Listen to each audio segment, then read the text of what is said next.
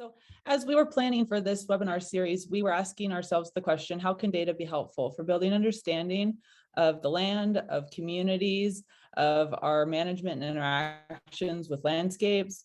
How can monitoring be used to reduce risk and to connect people? And we wanted to start off this series with a big picture overview of the opportunities around monitoring from the ranch scale to the regional scale, looking on private lands and also across multi-jurisdictional landscapes. These landscapes are complex and dynamic and constantly shifting, especially today, as more and more regions are facing extreme drought with market fluctuations in livestock markets, and of course, regulatory dynamics. And so we've brought together some speakers today that we feel can help us get more understanding on this topic. We have Michaela Gold from Northern Arizona University, James Rogers from Northway Ranch Services, and Wayne Knight from Holistic Management International. And I'll be introducing them in more detail as each of them come on to speak.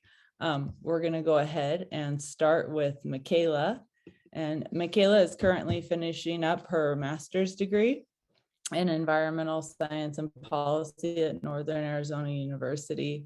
Her research focuses on rancher-led collaboratives across the Intermountain West, exploring the role of monitoring data in their efforts, including the barriers, challenges, and opportunities.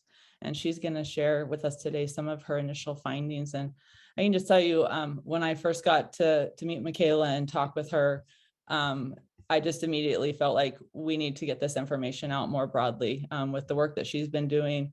The findings that are emerging from her interviews fits right into this conversation. And I am so excited that she's going to be able to share with us today. And so with that, I will turn it over to Michaela. Thanks. Awesome. Thanks, Bre. I'm just going to share my screen real quick.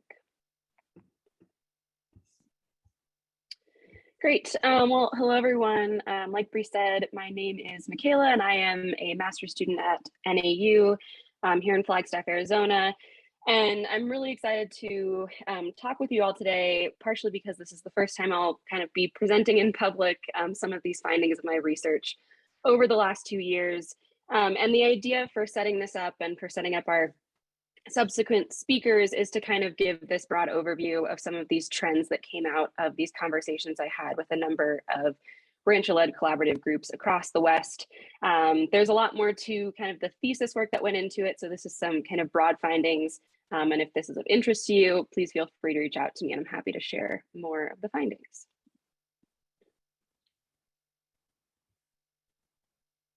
Okay. First, I just wanted to start with my land acknowledgement. I am here in Flagstaff, Arizona, which is the home to the Navajo, Hopi, Havasupai, Kaiba, Paiute, and Halayupai people. We honor their past, present, and future generations who have lived here for millennia and will forever call this place home. And actually today, our peaks actually look quite like this. We got some snow yesterday, which was much needed. So to kick it off, just to talk about kind of where I'm talking about for this particular research, it focuses on the interior Western US. So those are Forest Service regions 1, 2, 3, and 4. And the reason that this was selected for this research project is because of the really complex land management that exists in this area. This map, though not the best map, kind of gives you that layout of why it's so complex. There's a number of different federal lands, state lands, and private lands in this area. And additionally, because it is the area where there's the most public land ranching, it's the most concentrated area for that. And so, as you'll see, there are quite a few of these rancher-led collaborative groups that exist in this area. So to kind of just kick it off as an understanding of what my research was specifically looking at before I dive into the results, these are kind of the guiding research questions that I used for this, this study. The kind of interest behind looking at these questions is that while there are a lot of collaborative groups across the West, and there's kind of case study information on each. I struggled when I was searching back 2 years ago to find information across these groups about what they were doing in terms of monitoring. Are these collaborative groups monitoring all together? what's happening, and is there opportunity there to think about, ways that they can improve their monitoring or where those challenges are for them. And it was specifically trying to look at how they utilize that monitoring data. And I think that's a lot of what Wayne and James will talk about, is their experiences on the ground of how they use monitoring and how it can be the most effective. The study participants for this research, like I said, were rancher-led collaborative groups. There were 24 groups that were identified through a number of different kind of pathways of finding them. There isn't a kind of resource list of where these groups exist, which is something that I'm hoping to produce. But I was really happy to be able to talk to 20 of these groups for this study. And I think if anyone who's done interviews or kind of social science, it can be really hard to get people's time to do these types of interviews. I think it says a lot about these collaboratives that everyone was willing to give me some of their time in order to talk to me. And so I was really happy to be able to talk to all 20 of these groups. And just kind of the background on where this information comes from, I conducted kind of semi-structured interviews with just one or two individuals from each of these groups. As much as I would have liked to talk to kind of everyone from their collaborative, in order to do this in such a short amount of time, I had to just kind of look a little bit broadly. And so I would say a lot of these trends that are coming out of this research, I see as fairly exploratory, and like, Bre said, they're interesting findings, hopefully, and then can help kind of propel some kind of new opportunities going forward now that we know kind of across the board what these groups are doing. If you're, again, interested in kind of more of the nitty gritty of the methods and the study participants, please feel free to reach out to me, and I'm happy to share more information on those. So now we'll get into the good stuff. And these are going to be some of the kind of main trends that really speak to this idea of collaborative or cooperative monitoring, and that idea of adaptability and flexibility. I wanted to start out with this kind of stat that came out of this research, which is kind of just proving the value that these rancher-led collaborative groups see in monitoring. One of the things that I heard coming into this space and being interested in kind of collaboratives and locally led work was this kind of assumption or feeling that ranchers and rancher-led groups might not be interested in monitoring, or that we didn't know. And this stat right here proves you wrong. 16 out of 20 of the groups are currently monitoring and collecting or using data. And of the 4 that are not, 3 of them have a sincere interest in doing so. And I would say the last group is really just more kind of getting their footing. And so everyone sees the value in monitoring. And I think that speaks really highly to the opportunity that we have to utilize these collaboratives that already exist on the ground. So one of the biggest trends that came out of this, and I think both James and Wayne will speak to this a little bit as well, is that the reason that monitoring is so interesting to a lot of folks is this idea that it can help you see what questions you might need to ask and inform decision making. And while that was something that everyone saw as a need, it's really challenging. I would say most of the collaborative groups are still struggling with this aspect of it. How do you translate that data that you have to actually help you make decisions?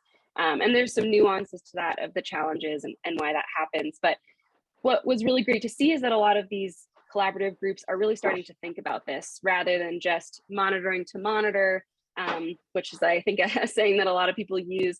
They really want to monitor for these management actions to understand what's happening on their landscape, and are really trying to find ways and new technology and tools to do so.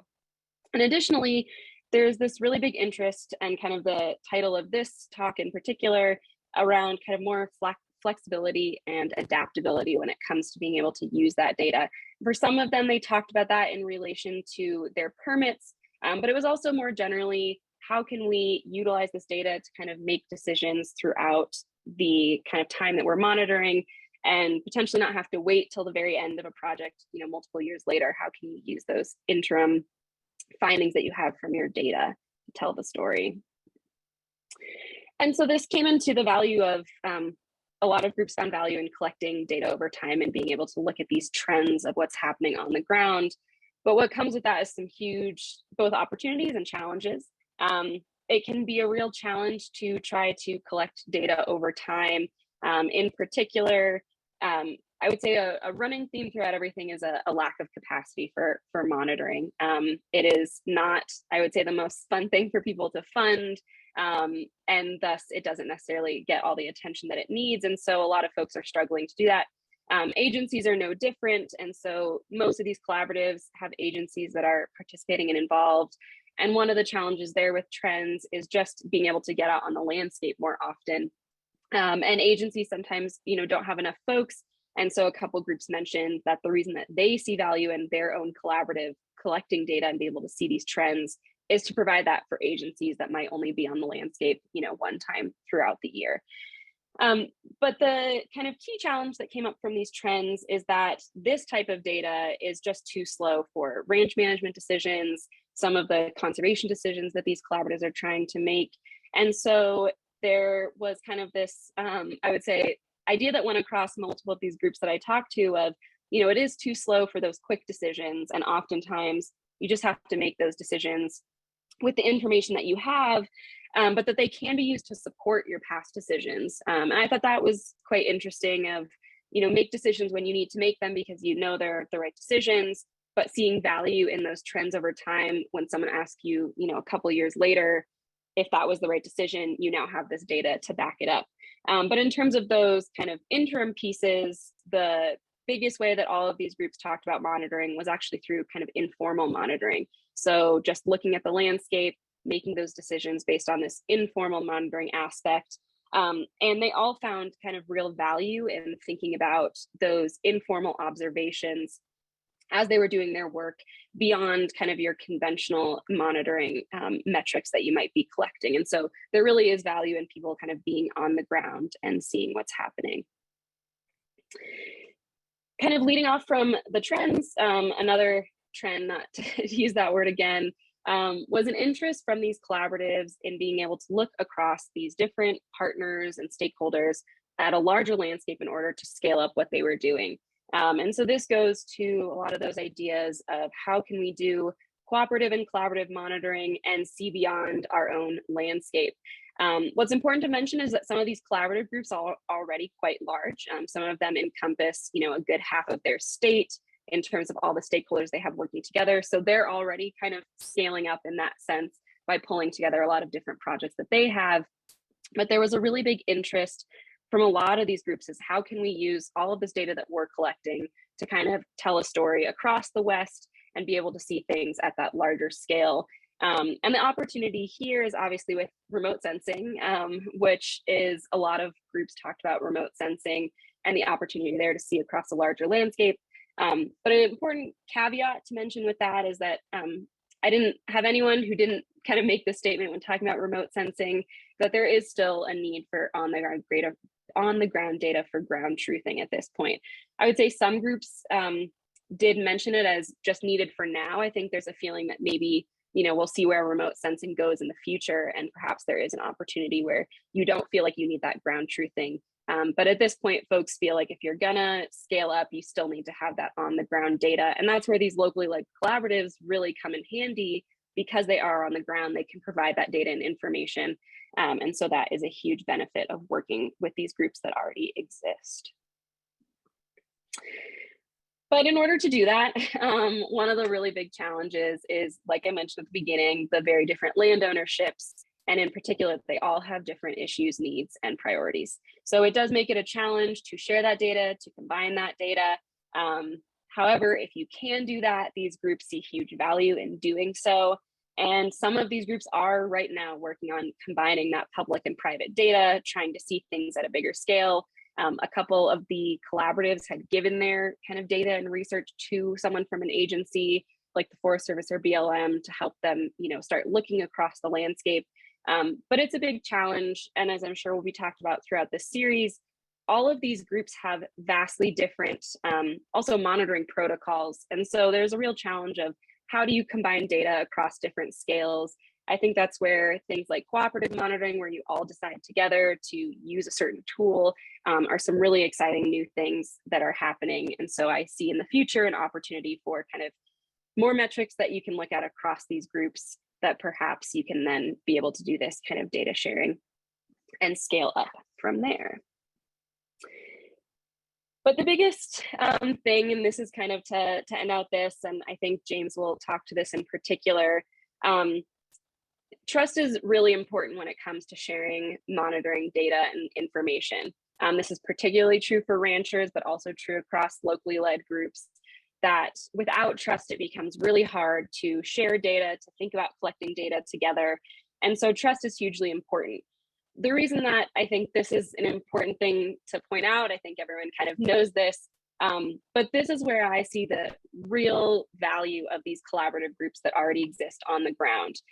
Almost every group talked about their ability to be this kind of middleman or facilitator because they have built this trust between all of these stakeholders, federal agencies, state agencies, NGOs, researchers, ranchers, who have come together and spent a lot of time building trust, which is no easy feat.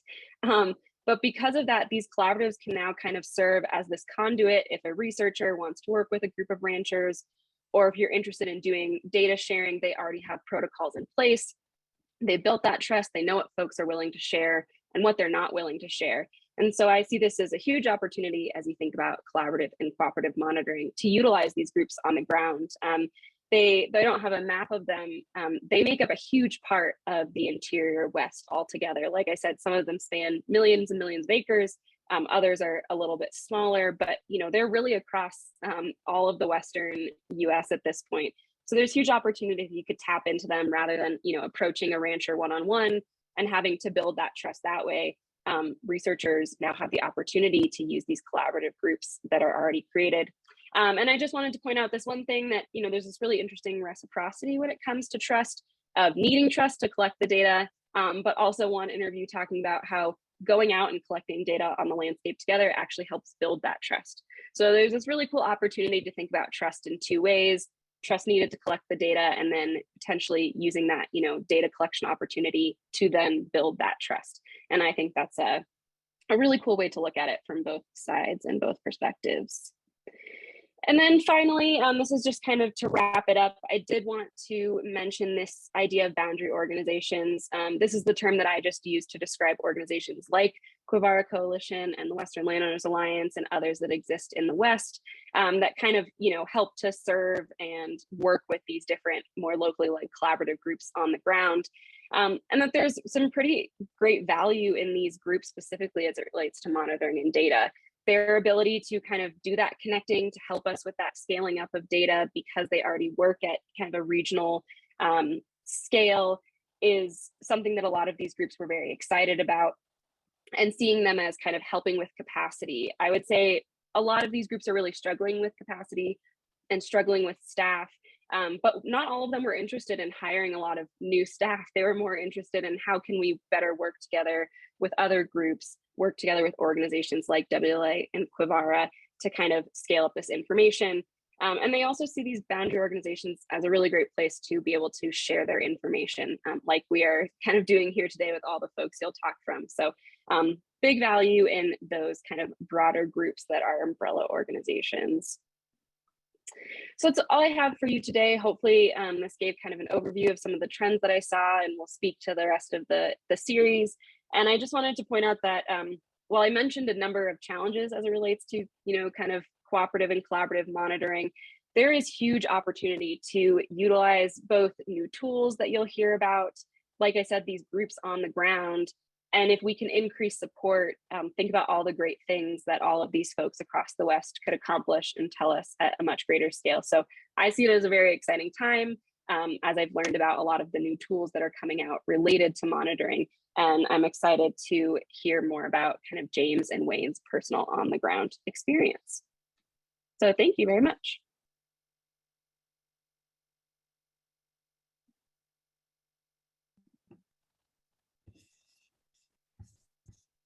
Thanks, Michaela. That was great. Very thought-provoking for me, thinking through what folks are dealing with across the West, across our diverse landscapes, but there's a lot of commonality across those communities and across those operations. Next up, we have James Rogers. James is with Northway Ranch Services, and you might know James from when his time managing the Wine Cup Gamble Ranch in Northern Nevada, and his work through the outcomes-based grazing pilot with BLM. Today, James, if you look in his bio that's on the event website, you'll see that James started with an interest in cattle genetics and animal production, but through his time in the West and managing operations and working with folks has turned his attention to the land and the people. And that is one of the things that I really appreciate about James, is that he is thinking about all the different perspectives and knowledge that different folks are bringing to collaborative spaces, and is helping to facilitate and bring that knowledge to the forefront in really meaningful ways. So with that, welcome, James. Thanks for being with us today.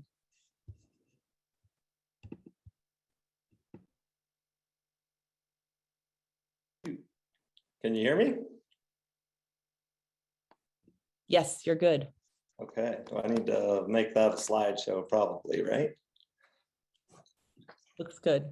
Okay, well, yeah, thanks for the invitation to be here, and hello to everybody. I honestly, I feel like the hot dog in the steakhouse with, this group of people. I certainly don't have the credentials to probably stand here or sit here in front of you guys today, but I am passionate about and kind of getting to be a little bit more mission minded about monitoring. And quite frankly, my early career at the Wine Cup was, I was pretty disenchanted with the monitoring that was going on, and a little cynical, and it kind of come full circle. And the statement was made earlier, like, how do we make monitoring sexy again?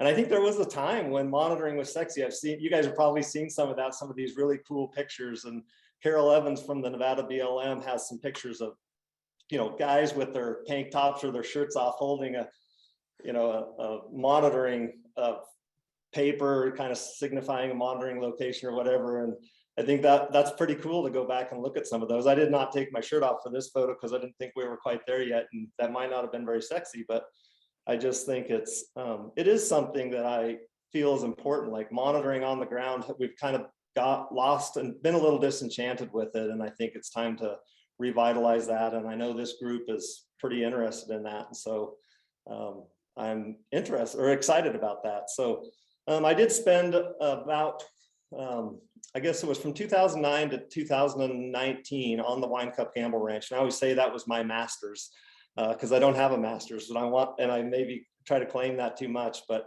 there, I had a long history there of a cooperative monitoring agreement that was in place. There was about 1 million acres of ground under management there. Half of it was public ground and half of it was private ground. And I learned a lot over those years there.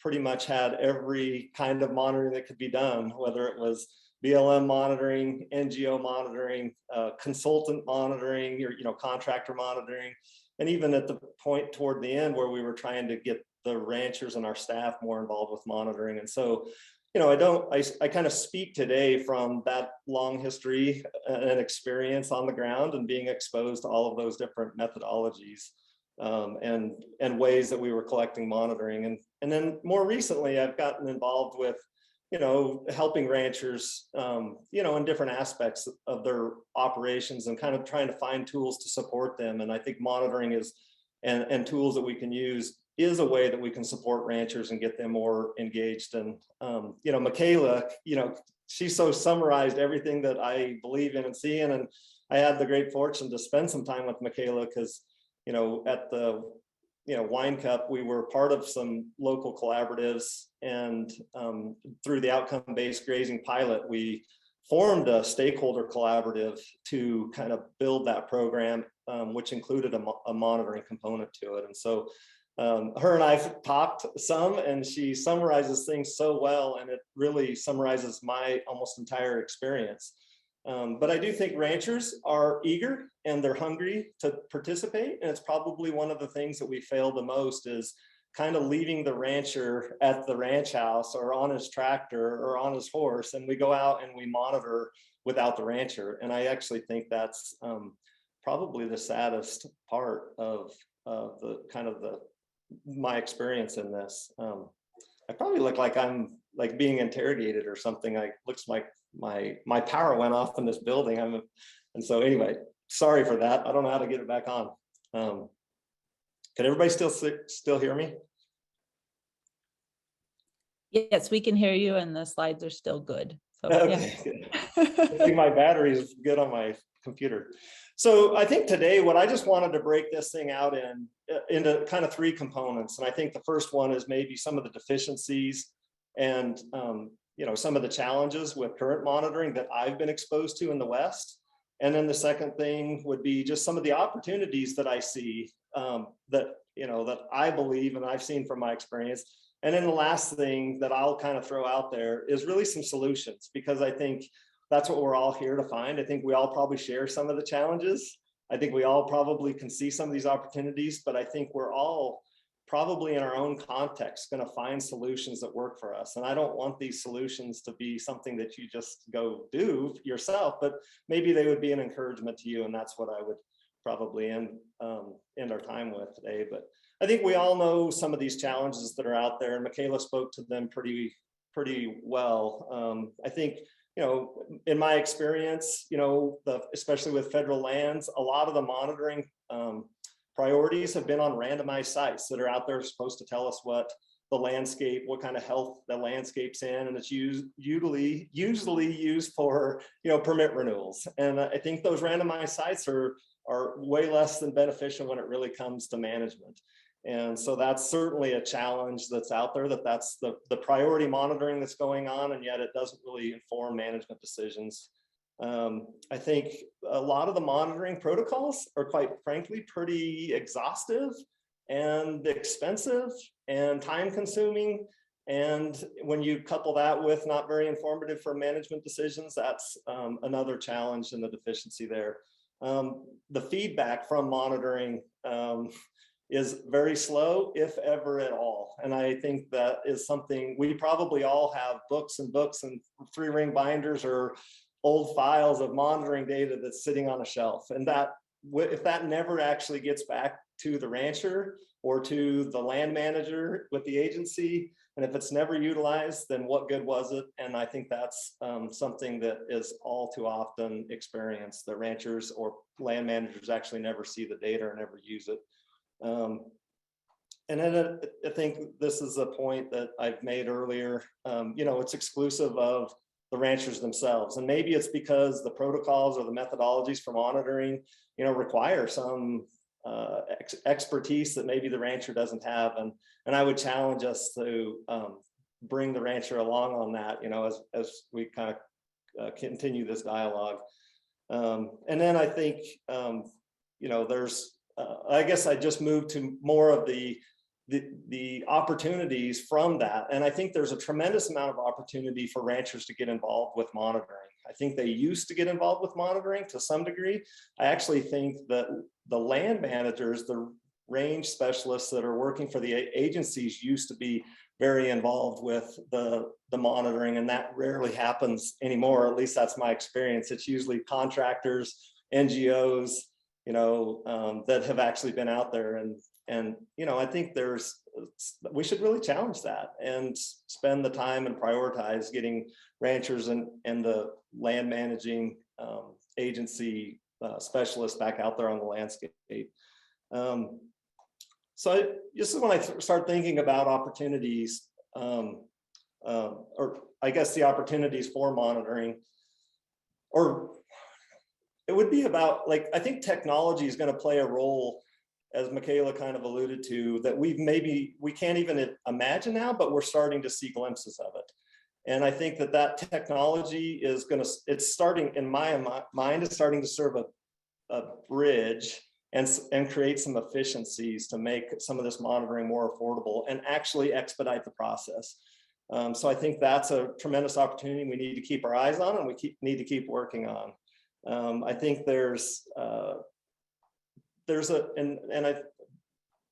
believe that there's other people that will speak to this, but there's a big disconnect between kind of short-term monitoring and long-term monitoring. And I think we get those things confused a lot. And so the opportunity to really define that, and I think when we're out there on specific things, really knowing why we're monitoring and what the point of that monitoring is. And that's a question that doesn't get asked in my experience very often, is why are we monitoring and what is this information going to be used for? And then really defining, is this really short-term monitoring? Is this long-term monitoring? And I would say a lot of the monitoring is long-term monitoring that we kind of lose track of over time. And then I think there's a this part of just doing it together. There are so many, you know, and I think it's happening with some of these collaboratives. It was I was really encouraged to hear Michaela's report on 16 out of the 20 collaborative stakeholder groups are actually monitoring, involved with monitoring. My experience with some of the ranchers, if you were to walk into a room and had 100 ranches that said, and I said, how many of you are actually monitoring or involved in monitoring consistently on your landscape, it would be less than 10%. And I think we need to change that more in alignment with what Michaela is doing. And I think the big success of these collaboratives is they are getting out there. And a lot of the success of collaboratives is they're building like relationships when they're out there on the landscape looking at stuff, and that kind of rolls on into some of the monitoring efforts that they're doing. And so, and then I think here's the thing that I'll end this slide with is I think we're missing a tremendous opportunity to learn together out there. When we talk about ranchers getting left behind, I think ranchers have so much more potential to be involved and be an integral part of this conversation. And sometimes they do need to learn more, and they need to have, you know, some better vocabulary or some better understanding of some of the ecological processes. And what a better place to actually learn than when if they go out there with some scientists or ecologists or other range managers that are, you know, rangeland experts that are actually out there monitoring. And I think that is, to me, one of the big opportunities we're missing by leaving ranchers behind, is we're not using that as a learning opportunity to bring ranchers along and actually encourage them to participate and give them somewhat the qualifications to participate in some of this. So on to some of the solutions, and I'll be really fast here. Like, I really do believe that technology is playing a big role and going to continue to play a big role. There's already some really well done remote sensing work out there. A lot of you guys are familiar with the rangeland analysis platform. I think it's a huge opportunity to utilize that resource and help build some context of these landscapes. I think this can be a tool that's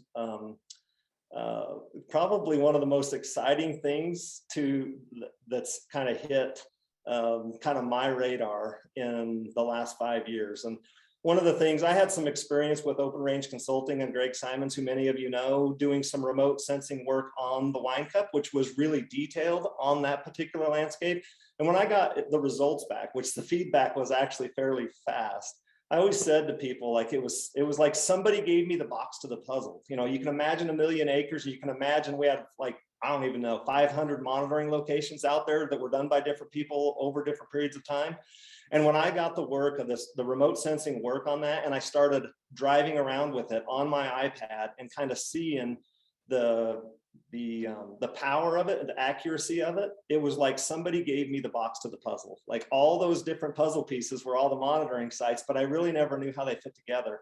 And so remote sensing was that box to the puzzle for me. And I think it really, as a rancher and as a land manager, I think we're all a little bit visual, and getting that picture of our landscape is a powerful tool, and we should we should utilize that. And there's some really good tools out there, like the Rangeland Analysis platform, that I'm you know, pretty aggressive at using these days. But I would just encourage people to find those things, and they're going to get better over time. I know there may be some challenges, and I know that there's some deficiencies in certain areas, and we can use the on-the-ground data to continue to inform and make those tools more accurate. And it's going to happen over time, and it is the future of, I think, big, maybe even some of the long-term monitoring challenges that we have. And then I think the second thing, more of a second solution that I have, honestly, is getting ranchers out there. And it's not anything that we haven't already talked about, but putting things in their hands and empowering them to capture some of that data. And I'm kind of big into kind of bridging some gaps. I was sharing with the group earlier, there's some old strategies and old tools that were used a long time ago. And there's people like Paul Meeman at UNR Extension and Elko that have really encouraged me to look back on some of the, photo plot monitoring used to be a big deal when people, kind of back in the day. And now we just kind of try to even simplify that further and just said, hey, go do some photo monitoring out there, not photo plot monitoring, but photo monitoring for the rancher. And we've empowered them to do that, put a camera in their hand And yet, at the end of the day, that information rarely gets used. I mean, it makes a rancher feel good and like they're participating, but when it really comes to analysis of an EA or a permit renewal or something like that, that data, just photos alone don't really help, and a rancher feels like all that was for nothing. And so I think that there's some new ways to do that, and it's something that I'm kind of on mission to kind of bridge that gap between kind of these really simplified versions to some of the more complex stuff, and kind of find something that meets in the middle that the ranchers can participate in, that's still scientifically relevant or rigorous. And you know, we're on mission for that right now, because I think that's a great way to get ranchers participating in the action. And I think the last thing that I would speak to is really, I think there's a big movement right now for grazing planning, and it doesn't matter what world you're in right now, like that, you know, whether it's the round table for sustainable beef, or, you know, some of even the BLM offices, or, you know, people want to have these grazing plans. You know, like everybody's pushing to have so many, you know, grazing planning done on the ranch, and there's really sophisticated grazing plan methods, and there's, you know, some that are what I would say aren't very sophisticated. And I feel like there's, oh, my lights came back on, but I feel like there's an opportunity. Like, we need to be diligent about grazing plans should have ecological relevance. And I was introduced to an old concept of the Grazing Response Index that was kind of Roy Roth and Floyd Reed, I think, was the two gentlemen that actually wrote that and published the work on the Grazing Response Index. And I was introduced to it about 4 years ago. And it's a tremendous tool to take grazing planning and actually put some numeric values to it. And it's really in a really simplified version.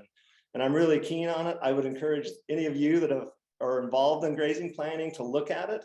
And then we think about, how does that relate to monitoring? Well, we make a plan, and then we carry that plan out. And then what do we do at the end? Or what we should be doing is monitoring the implementation of that plan. And so I really believe that there's power in the Grazing Response Index for doing those things, for the planning, the carrying out, and then you know, the follow-up monitoring of how that plan was carried out. And then over time, you know, backing that up with some of the field data, and over time backing that up with some of the remote sensing. And so it's kind of putting all of those pieces in place. And you know, and then I'll just kind of end, you know, I am on mission to help make, you know, monitoring, you know, more affordable, more informative, more usable. And I think after today, the word sexy comes to mind. Like, I want to make, you know, I want to make monitoring sexy again, and have us enjoy that time out there and build that those trusted relationships. And I know that this can be a way for us to do that. So I'll just end with that.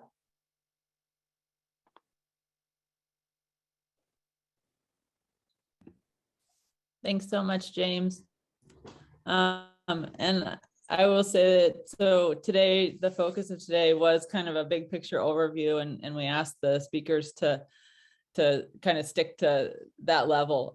But I will say that James is incredibly practical, and I love that he brings the, you know, how can we include more stakeholders in monitoring? And I will say that we could give James, you know, another 2 hours to speak on that in particular, and how to make monitoring work for multiple stakeholder goals. So I'm sorry that we have to cut him off right now, because he has a lot more to share with us.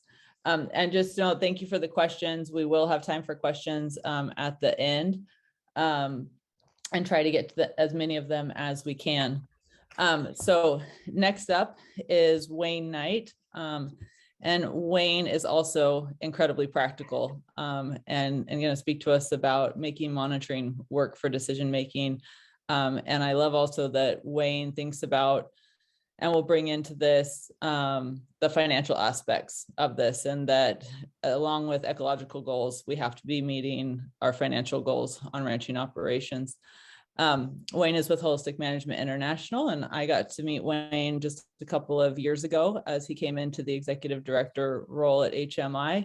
But Wayne has extensive experience operating within the ranching enterprises, along with other land stewardship enterprises. and just appreciate that he is able to join us today and share his knowledge. So thanks, Wayne. I'll turn it over to you. Thank you, Bre. I'm trying to share here quickly. Can you see my, whoops. Yes, we can see it. And if you, okay. You can put it in the presentation mode if you would like, but we can see it. Okay. How's that looking? Thank you for that introduction, Bre.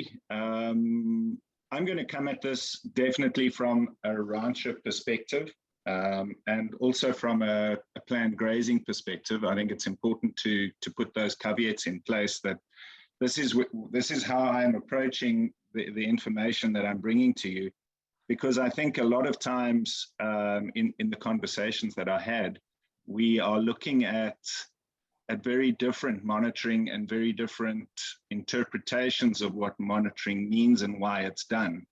The assumptions around, well, what is the monitoring trying to achieve, depends on your research hat, on your producer hat, on whichever hat you're coming to this from. And I've put up this graph, and it's very much a squiggle graph. It's a reproduced graph. I'll show you where this comes from. It's from Graham Hand in Australia, who's really influenced my thinking, a lot of us at HMI's thinking about what it does mean to monitor.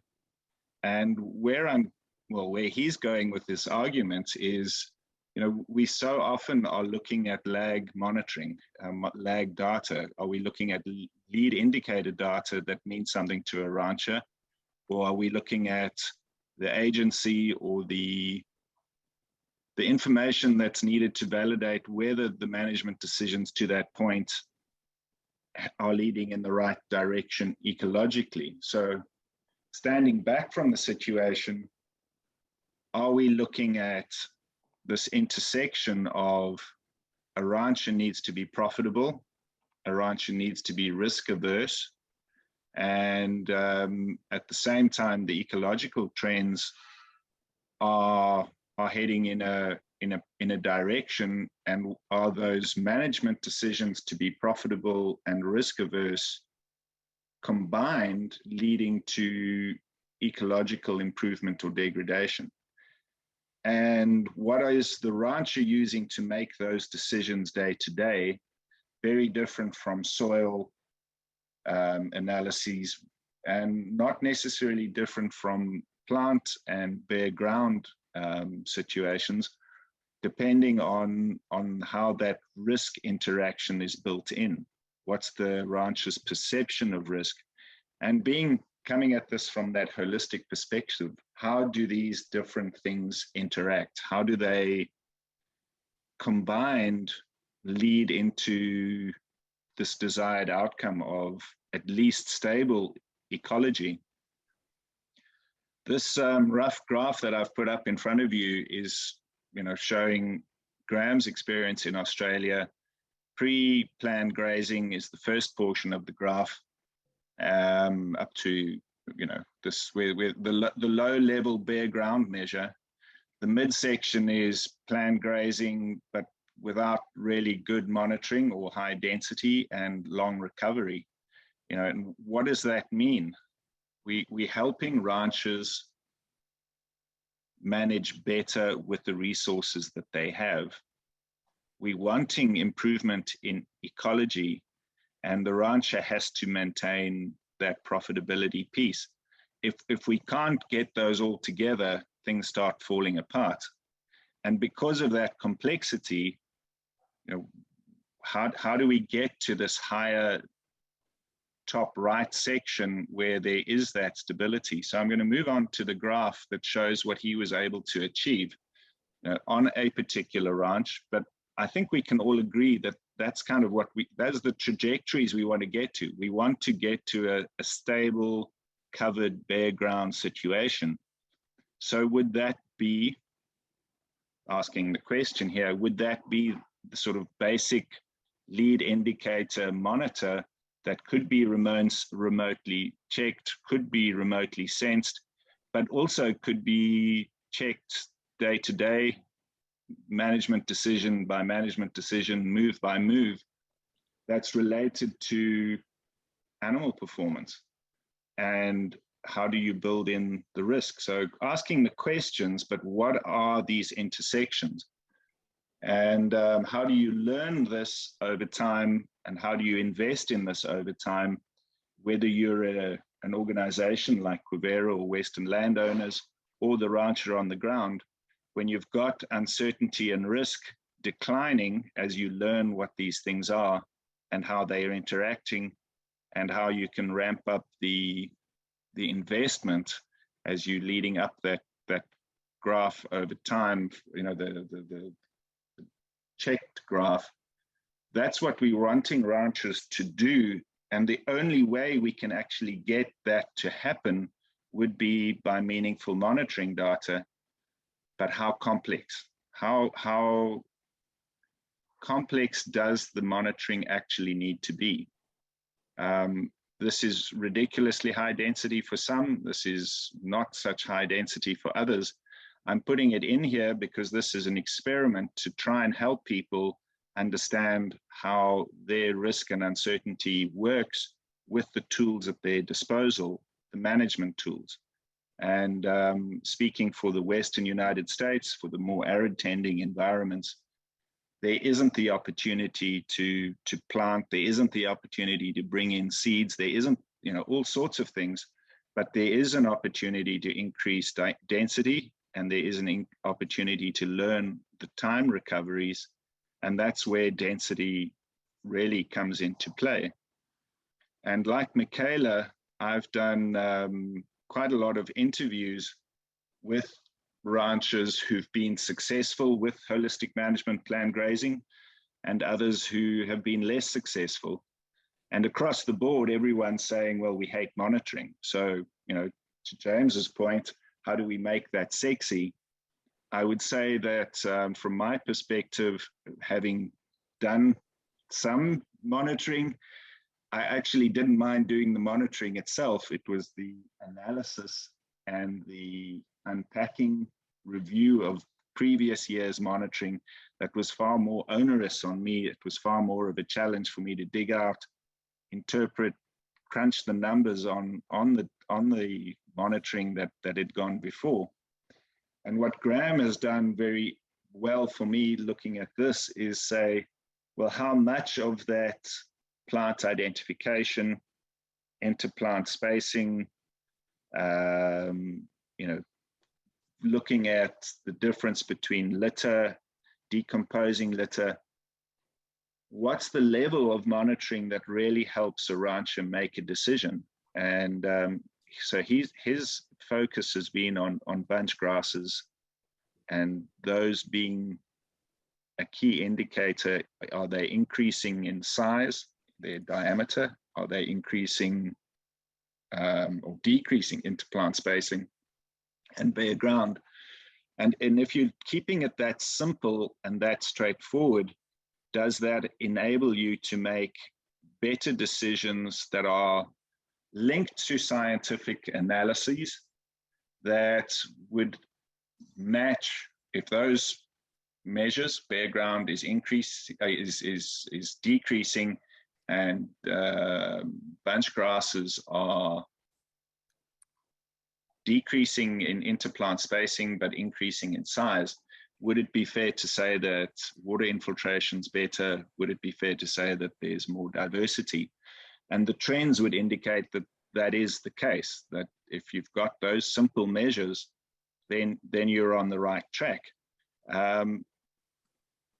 So how do we help ranchers? How do we help people monitor this simply and make sure that what they're doing is leading in the right direction, that the species that they're getting moving in, the trends that they're getting are actually in the right direction with these tools that the ranchers have, time and density.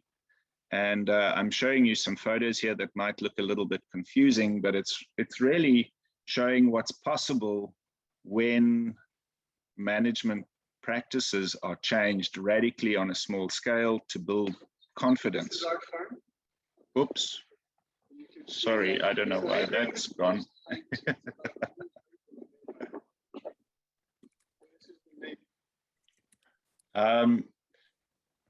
Moving on to speak about animal monitoring, I think we as outsiders who looking, when you're looking as an outsider at a ranching operation, we're forgetting that, ranchers are looking at far more than just what's happening on their land. They're looking at things like rumen fill, they're looking at things like hair coat, they're looking at what's the mood of the herd. There's so much data, there's so much information that's coming in, being monitored, being looked at, that it's difficult to, excuse my clock going off, it's difficult to get the balance between all these things right if it's a complex process. And seasons change, the kind of food, the kind of forage that's out there year to year, wet years and dry years changes. And the people on the land are making decisions, are influencing this complex rumen system, and checking on what are these body condition scores, what's the animal condition that's needed, what are the nutritional requirements that are needed.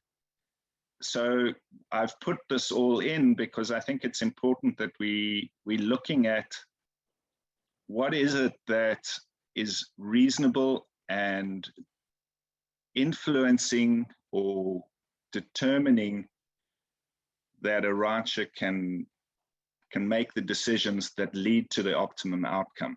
How does he or she out there on the land keep the data that's been monitored as simple as possible and as meaningful as possible?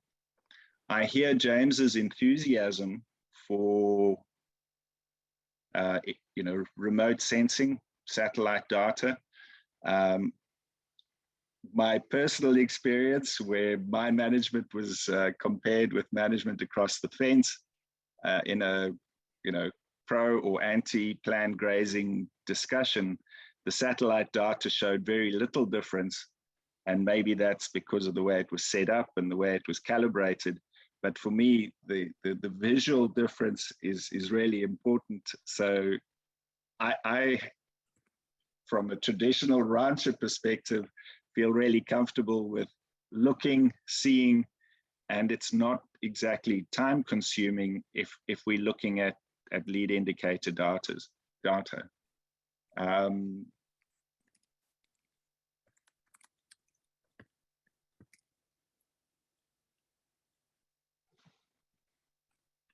So yeah, I think if we're going to be discussing what are these things that are important, it's critically important that we match what the rancher needs with the endpoint of what the people who managing the land, who making decisions on whether ranchers are making the correct decisions, that the lead indicator monitors are somehow linked to the lag indicator monitors, that the intensive monitoring processes that at least that I've been taught, that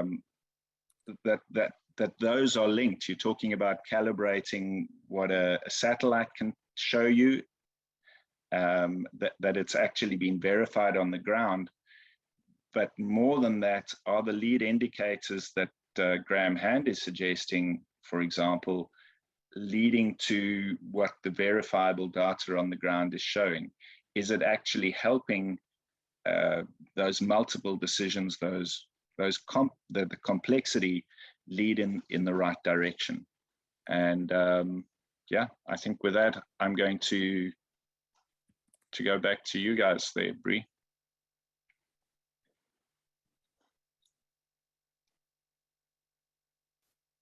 Great, thank you, Wayne. I think those are really critical questions about thinking about how do the lead indicators relate to the lag indicators? James brought it up too, with how does the short term relate to the long term?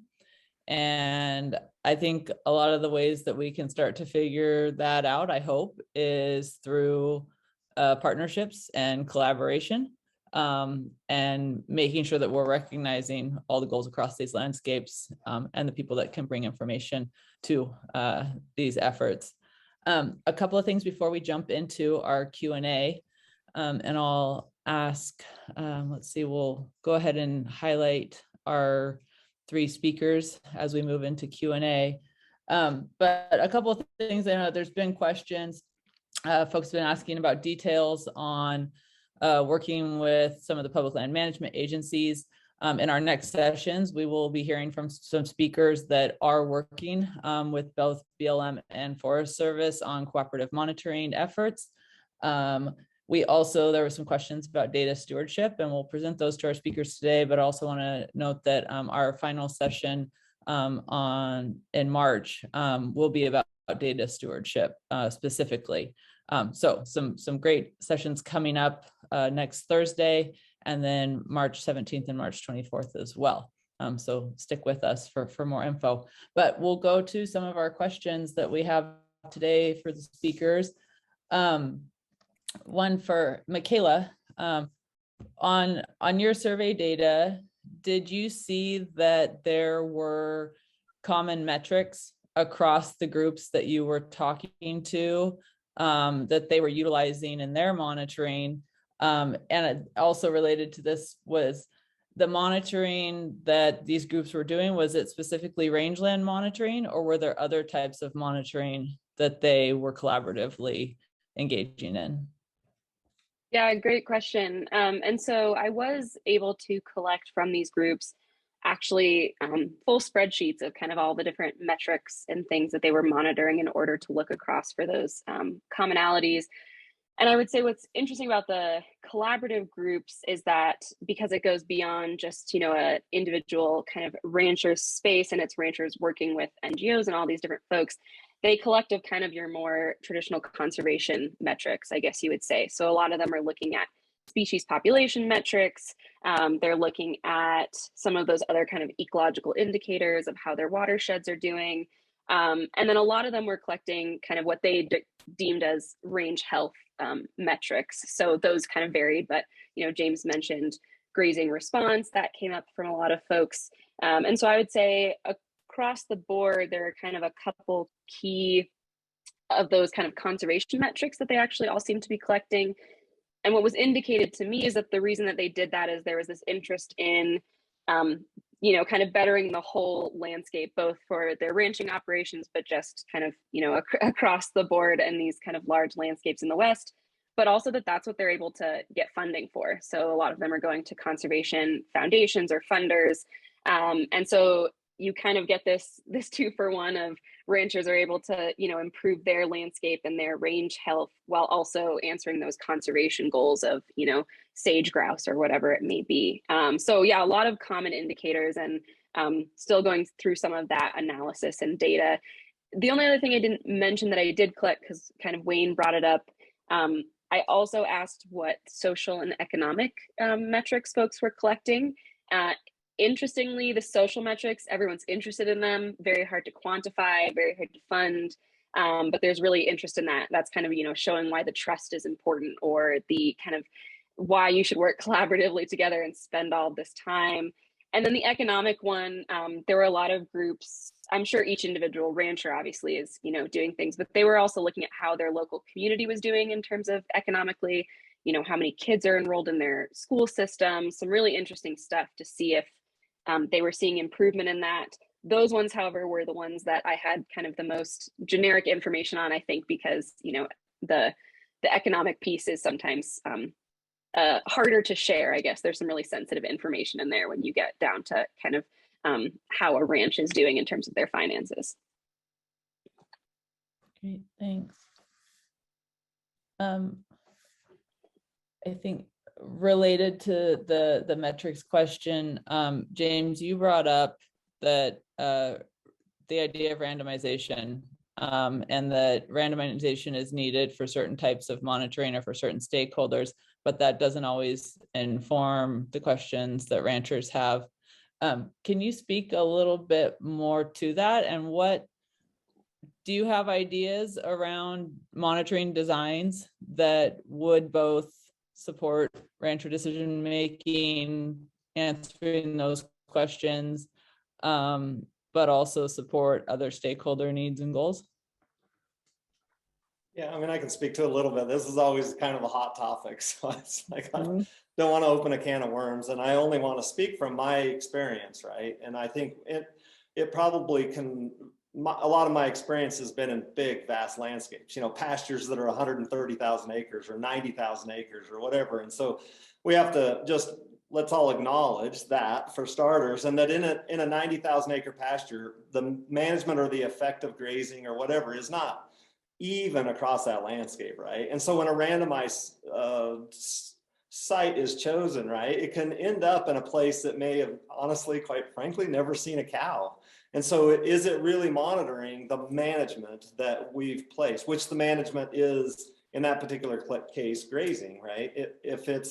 If you've done some weed treatment, or if you've done some brush treatment, or if you've done some juniper removal, if that randomized site doesn't end up in that spot, then you just don't really know the effect of that management if they're just randomly generated sites. And a lot of the work that, I mean, and that's where the priority is, right? I mean, the BLM has responsibility to tell the public how the land is doing, how the public land is doing. And so those randomized designs. And I know that there's a whole lot of technical stuff. And like I said, I'm the hot dog in the steakhouse here when it comes to, you know, monitoring design or whatever, but I can tell you has been effective for me. And what we call them is management learning locations, MLLs. And it's really like asking a rancher, you know, where do you see that you would like improvement and you want to implement some management, but you don't even, I mean, you don't even have any indication of any baseline data there. Like, let's go to that place. Or let's, if you have a spot where you've really seen some improvement because of some higher density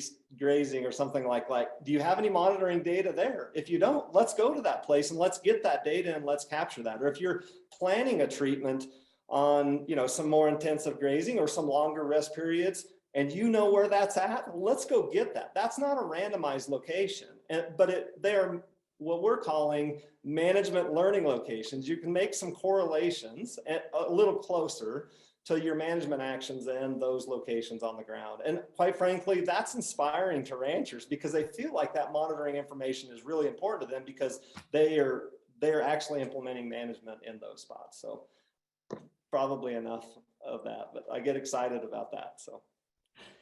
Thanks, James. That leads right into the question for Wayne, because I think this idea of, you know, management learning locales fits in with what Wayne and Graham identify as safe to fail trial locations. Very similar concept, I believe. And so, Wayne, can you talk about with those trial locations, what are kind of the leading indicators that folks are looking at? And then we'll go into a question from Bill Milton about aligning leading and lag indicators to inform real-time decision making. Okay, so let's just be clear. The safe to fail trials are encouraging people to learn what density and time recovery are. You know, so we're taking that notion with the safe to fail that this is not your regular management. This is trying to build understanding and confidence in what the potential for density is in a location. What seems to be a sort of a recurring misconception within a management team is, well, how dangerous is really high density? And then with that high density, what does that do for the recovery time that's needed for that plant community to get back to a healthy, let's call it reproductive state? What is so lacking in many, many areas of the world is the densities that occurred there before people altered the highest animal numbers that were there or may have been there. You know, if you read the old explorer accounts of the densities that occurred. Those aren't occurring. What is the landscape's response to that density and recovery? This is not a management tool. It's just getting confidence in the management. The change of use of tools, the change of animal density really radically. The reason that is being done is what potential is there to kickstart an environment. I mean, James is talking about massive environments where you just don't have the density because of the scale of the environment. A cow has never been there.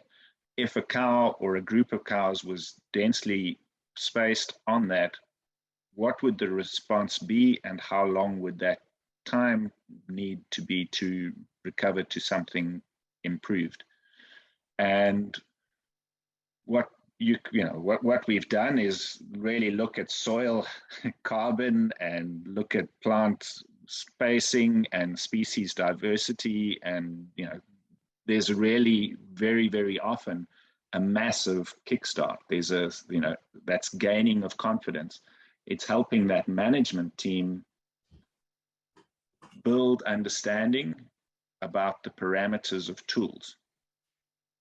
What happens to the utilization of that forage, those plants that grow there, often weeds because it's a kickstart?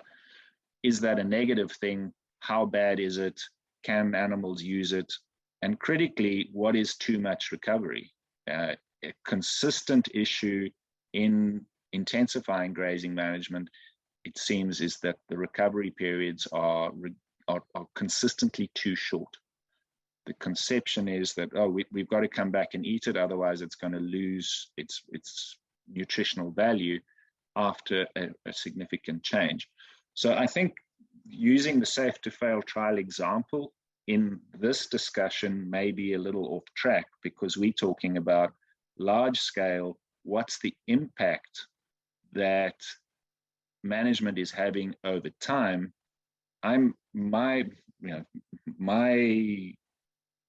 The important thing that I'm trying to bring to the conversation is you can insist on improved ecosystem, but unless the rancher is getting his monitoring of the economic portion, the animal performance portion, matched with the infrastructure that's required to mimic what nature does, we're going to get right off track. How do we keep this conversation manageable, holdable, without it spinning out?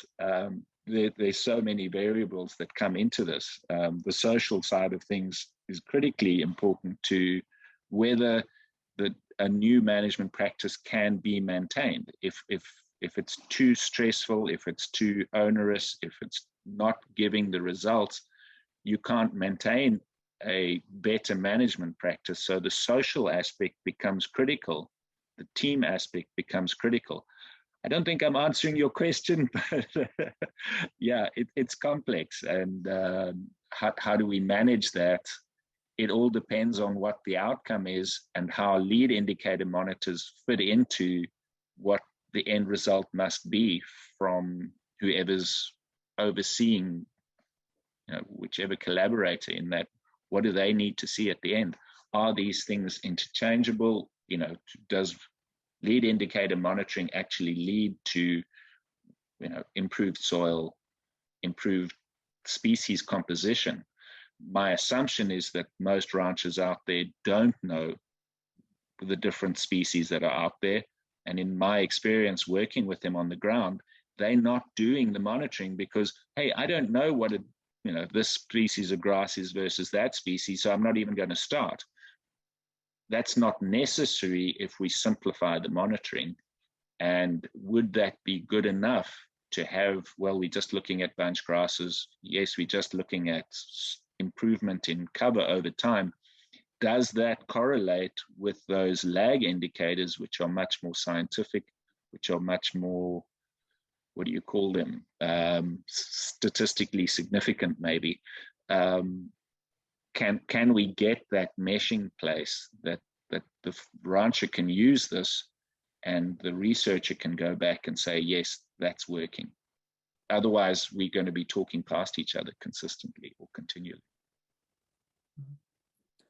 Great. I want to give James a chance to respond to this question as well. But what I think I hear you saying, Wayne, is that, you know, we can use these lead indicators or this short-term monitoring to both inform decision making, but really also to show us the value of the tools.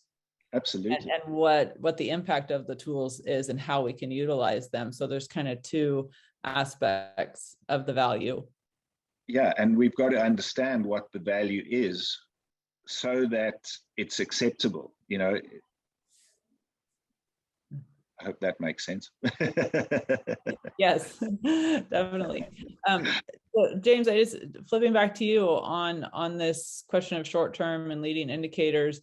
And I, you know, from a management standpoint, what are those things that you're trying to look at, that you're trying to get, you know, cow bosses, cowboys, whatever your crew might be, what are you trying to get them to key into and look at? And how do you feel that relates then to the long-term monitoring that, you know, BLM and Forest Service and other stakeholders are interested in? Yeah, I mean, I think there's, I mean, I would say it's a really good question, right? Like how have I had success in getting ranchers or staff involved in it, I think is, and what are and part of it is the design process, right? Like they were a part of what are we actually going to go out and monitor, and what are the questions that they have? And part of that comes from some education, you know, beforehand, like, hey, because not every, you know, cowboy that would come to work at the Wine Cup knew stuff about, you know, water infiltration and, you know, how effective,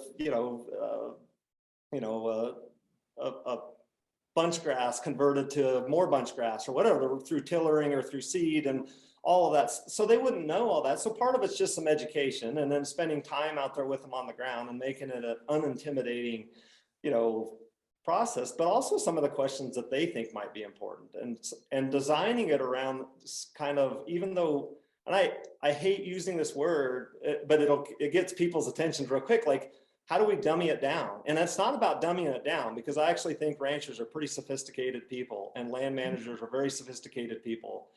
It's about simplifying how you go about capturing that information. And I think that's where we can do some work. And then it kind of leads, like, so if they're part of the design, the monitoring design process, and it's simple enough for them to understand it. And then the last thing is that they can participate, right? And actually put the tools in their hand. And to have them gather the data, then it's actually meaningful for them. And then, you know, Wayne alluded to this a little bit, like part of some of the information, or some of the hardest part about monitoring is the analysis of this data. It's one thing to go out and, you know, take a picnic and, you know, everybody jump in the pickup truck and you got your iPads and you got your, you know, 100-foot tapes or whatever and go out there and gather this information. But it's, quite frankly, it's hard to go back and analyze a lot of that information, and it can be time consuming. But again, I think there's technology out there to be able to do that. And I will just share this because it's really practical, right? Sample point. It's a great technology to take a photo plot and determine, you know, percentages of bare ground, annual grasses, perennial grasses, forbs, like, and it's all about like somebody being able to manage that program. But when it's 100 degrees out there and you're trying to get through 7 transects and you're trying to drop pins and do line point intercept or whatever, I'm just telling you, ranchers check out. Like, they're done. Their butt crack is on fire because of sunburn, right? Like, how do we get that information and gather it? And then when it's a rainy, cold, miserable day, we've captured that data. And for one, we've archived it. And for two, we go back and we can analyze it when it's miserable, or we can get some help to monitor or analyze that data. And then it's about then giving it back to them in a really like a way that they can understand it. And I think if they're a part of all of that, and I think what, you know, and it may not exactly answered your question, but it's where my head was at when you asked it. It was like, I think that's how we get ranchers to participate.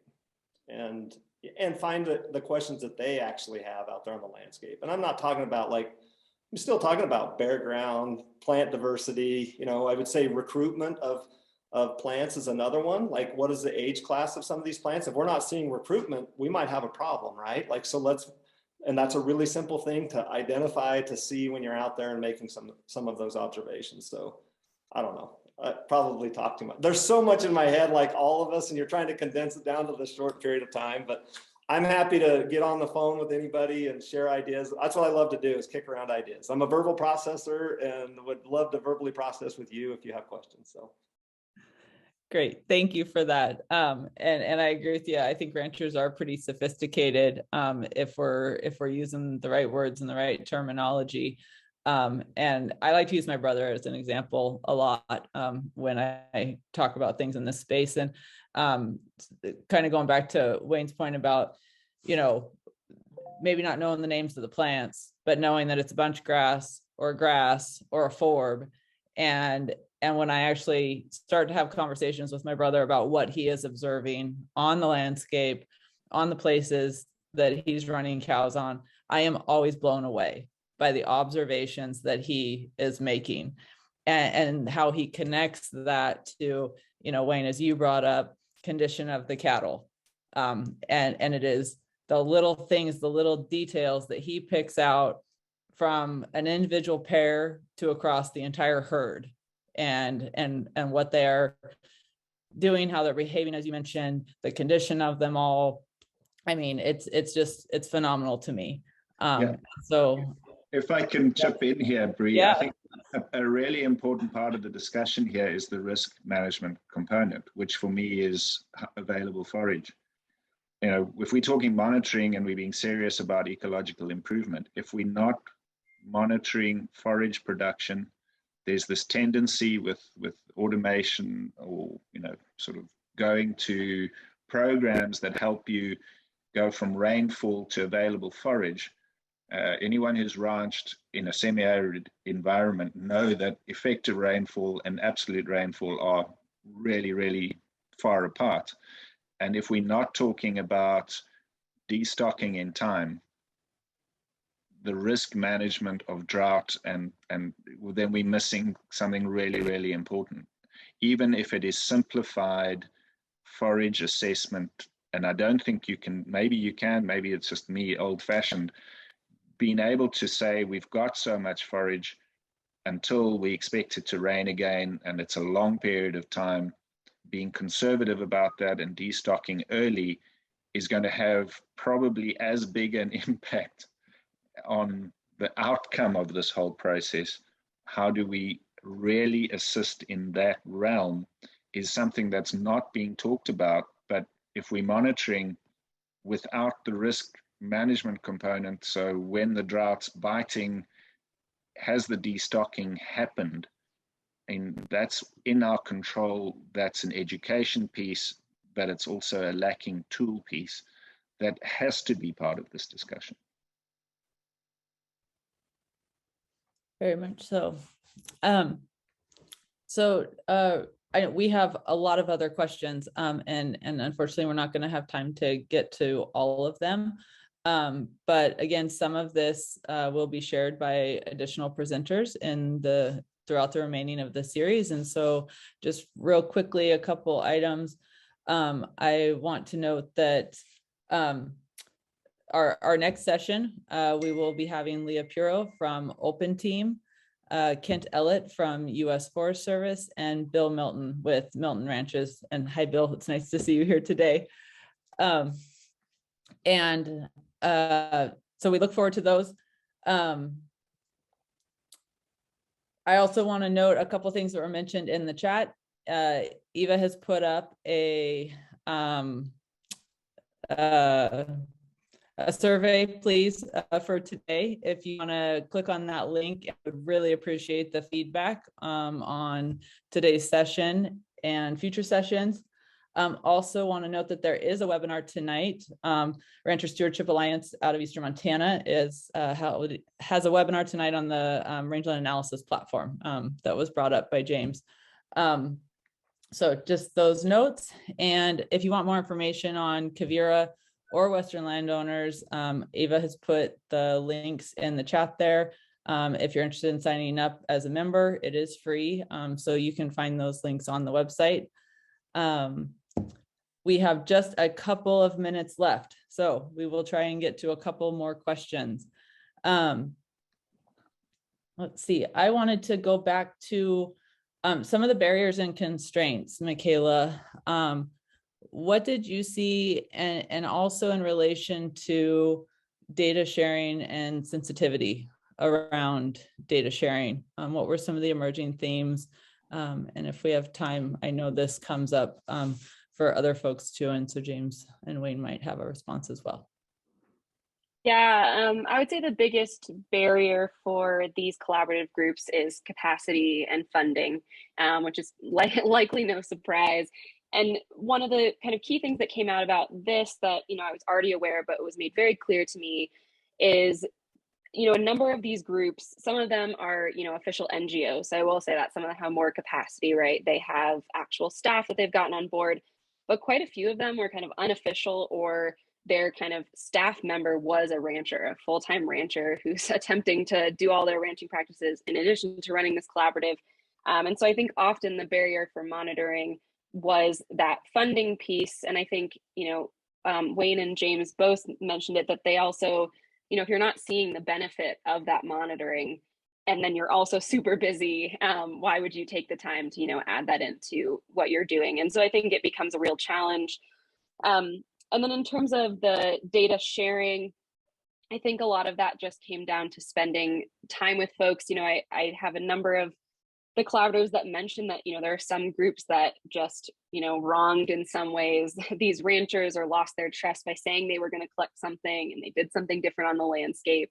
And so that, that's out there, obviously. And I think it puts a level of distrust in a lot of folks' minds. And so these collaboratives were able to overcome that, I think, largely by kind of vetting whoever that agency personnel or researcher was and saying, hey, we talked to them, we know why they're doing this, you should, give them a chance and go talk to them. So I think that was the real value. I think a lot of these ranchers didn't have time to meet with every person they could. And so having this collaborative say, hey, we already talked to them, they're interested in this project on your, permitted area, it might be worth it. And so it helps, just get past probably, 6 months worth of building that trust.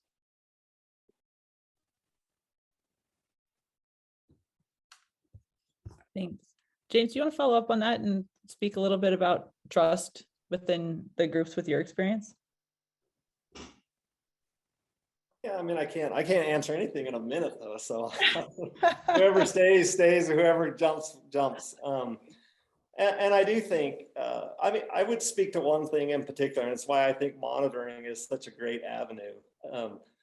I've been a part of the groups where everybody kind of goes into this big conference room and they get in a circle and they talk and everybody can see each other. And that's a great beginning, right? I mean, and it starts to break down some of those walls. And if you have a facilitator that's really gifted at that even makes it even more beneficial. And I've been through some of the training, but I'm not necessarily a gifted facilitator. But there's tools and stuff to do that. But there's something powerful about when you actually go out on the land. And I don't know what it is, but it's if those discussions actually happen and out on the ground, and I can't explain it. I just know that some of our most productive conversations, where we actually had some of the conversations that needed to be had, and they were tactful, but they were truthful, like they happen out on the landscape themselves. And so trust, in my opinion, is built when you're out on the land in both the good places and the bad places. And I think ranchers have a certain level of vulnerability, and so do agency people. They need to be somewhat vulnerable, and they need to be trusting, and they need to kind of understand, and not violate that, right? And I think that's one thing that sometimes is intimidating by ranchers going out and doing monitoring, is they're afraid to go to the bad places, right? They don't want to monitor the bad places, and yet those are some of the places that need the most help and the most attention, and that's where some of the most learning can happen. And so I think there's something powerful about being out on the land with stakeholders and building that trust. And I think we're all a little connected to the land, and maybe it's a safe place, right? So anyway, I don't know if that answered your question, but that's kind of where my mind was at. Absolutely. Yeah, no, I think there's tremendous value in that. This idea of making monitoring sexy again, that's part of it. If we can get out, it's also about fun, right? If we can make it fun. And so it's being out there on the land together, making observations together is critical. I think it's also that, and I'm curious about this, as we move forward in all of these discussions, to think about how data is captured at a point in time, but our observations on the land are across points in time.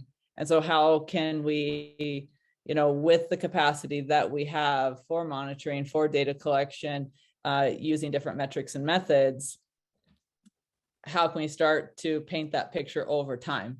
Because I think when we only do that point in time, that's when we do it a disservice, and that becomes the value of getting out on the landscape together, because it allows us to, and I know Wayne is going to want to jump in here, because it allows us to think about the context within which we are monitoring and managing. But if we can't get out there on the land and we're sitting in an office looking at data on a computer screen, we can't understand that context. I have time. I am happy to stay on and visit some more, but I just want to recognize we are at our time for the webinar. So I want to be respectful of that. And I apologize again that we were not able to get to all of the questions. We can maybe work through some of those with our presenters and share them along with the recording of today, so that we can get to more of that. And again, speakers in our future sessions will also be addressing some of those questions that came up today. So thank you so much, everyone, for joining us. Thank you to our three speakers.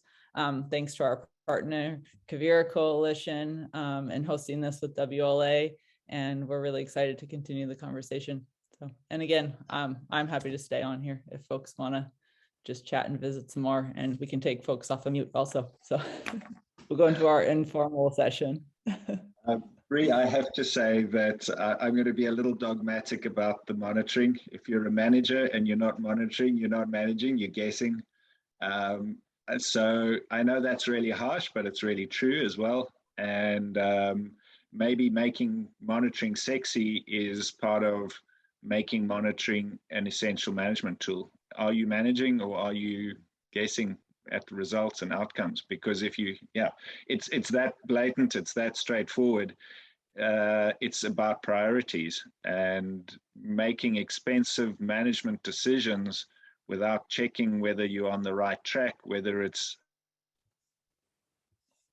Oh, sorry, Wayne. I accidentally muted you. I was trying to unmute everybody else.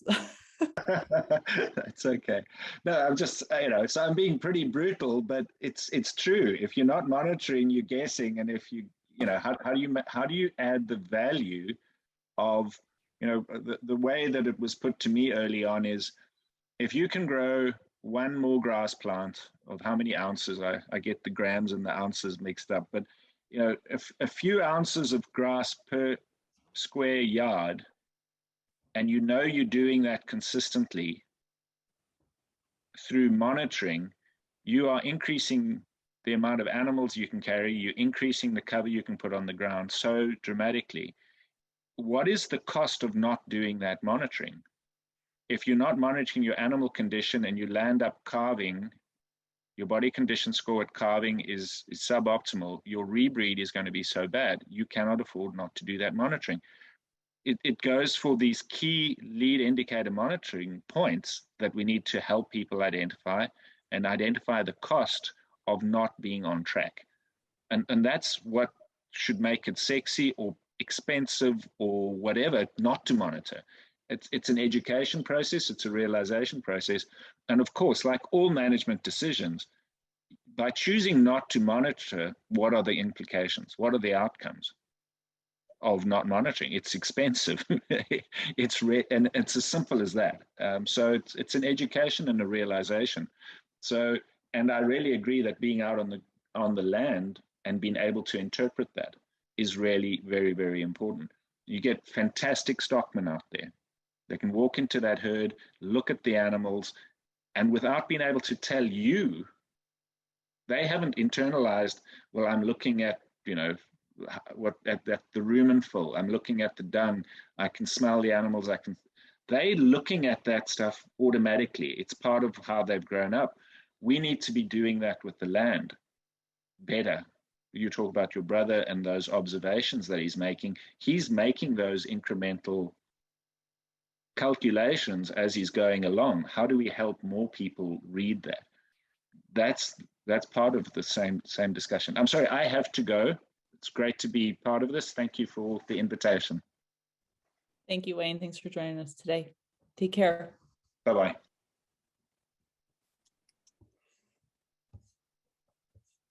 I have a comment on what he just said, what Wayne just shared, and I'll try to do it in less than a minute, but it won't happen. It was, so I had the same experience when I first came to Nevada. You've got these cow bosses as kind of the title because they're in charge of the cattle.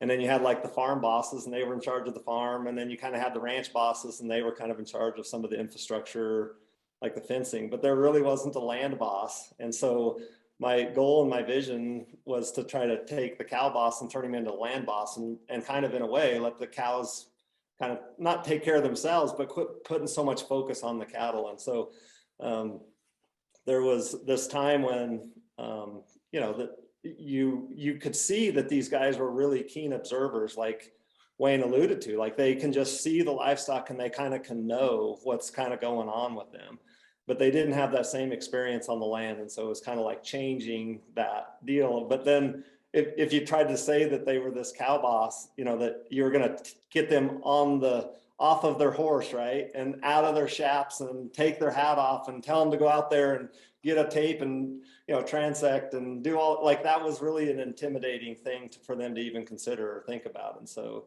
it was kind of this, and I'm going to forget the dang name of the artist, but I was sharing with him this idea. We were having a glass of wine and he was out to the ranch to kind of capture all the glory of the rancher or the cow bosses and their bits and their spurs and their horses and their roping and all this stuff. And he was going to take pictures and he was going to go back and paint some, do some paintings from what he had captured. And we sat here and talked about like this conversion, like this identity crisis that I think we were dealing with out on this landscape, that it was going to be much more important for these cowboys to start looking at the land than it was their cattle. And so he comes back and he painted this picture and I can share it I usually share it with people. I probably should have shared it here, but it's, this cowboy kind of riding along on his horse, and there's this big herd of cows behind him.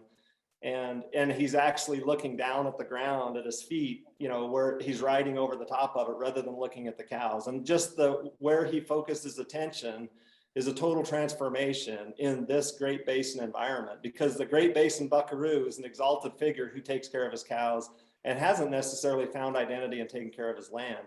And that, that's been ingrained in them for years. You care about, their body condition score, you care about their pregnancy rate, you care about their, calf crop percentage. And that's how they've got paid. That's everything they've been in charge of. And so I think in a way, like changing that identity, and other people may not be able to relate to that because they're not in the same culture that I was in. And so everybody kind of has their own context, but I think it was kind of my epiphany, I guess, it was an identity crisis that I was going to need, or it was a re-identifying a person, giving them an identity that they would be proud of. But it was it's culturally, it's deeply ingrained that they care more about their cows, or that's the thing that they prioritize. So. Yeah, I just want to say, everyone, feel free to take yourself. You guys can unmute yourselves as you want. So if you want to chime in, please do.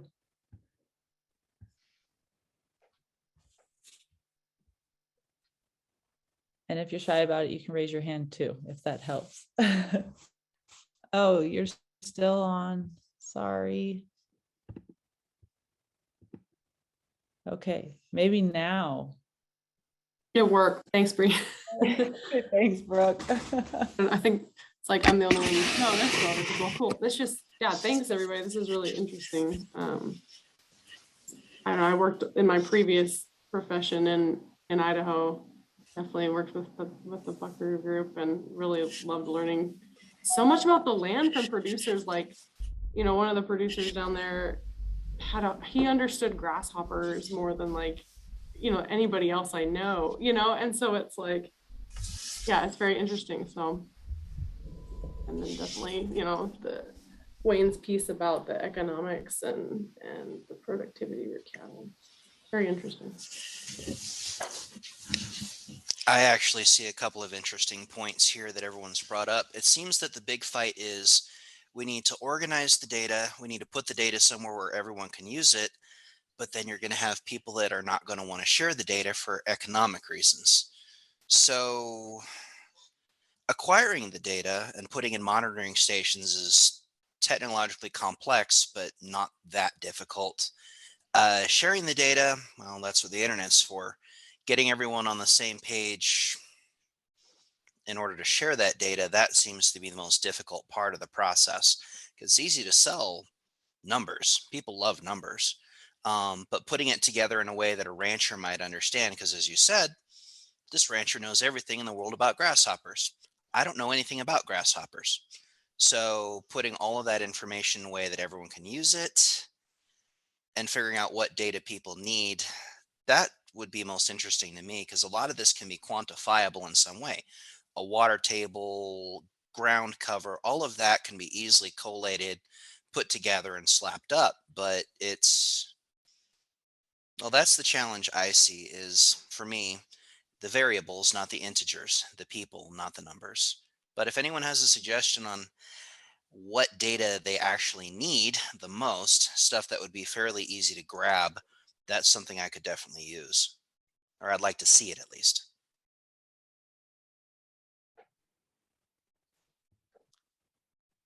James, Yeah, I'll just add in from what some of these groups that I talked to were doing, and it's certainly a challenge. I don't think anyone is, you know, willing to just share out all their data publicly.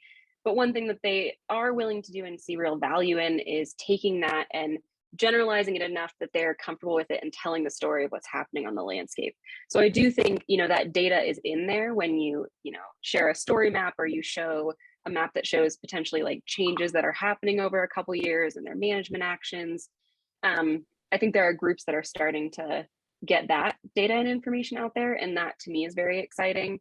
And also wanted to make that point that, you know, there's lots of different reasons to monitor, and for a lot of these collaboratives in particular, there was a very clear interest in wanting to tell the story that, hey, we care about the landscape. There's, you know, the misconception that a rancher, I don't know how this could be the case, wouldn't care about what's happening on their landscape. Of course they do. It's their livelihood, it's where they live. And so I have found that really cool and interesting. But you know, there's that's one piece of like sharing the nitty gritty data. Everyone I talked to was only able to share it at a high enough level that everyone, you know, felt safe and comfortable. So I don't know that I have an answer to that, James, and maybe James Rogers has some insight, but that's a real challenge. But you can still, you know, show what's happening, I think, at a slightly broader scale, so that everyone feels like they're still, you know, have the protection that they need.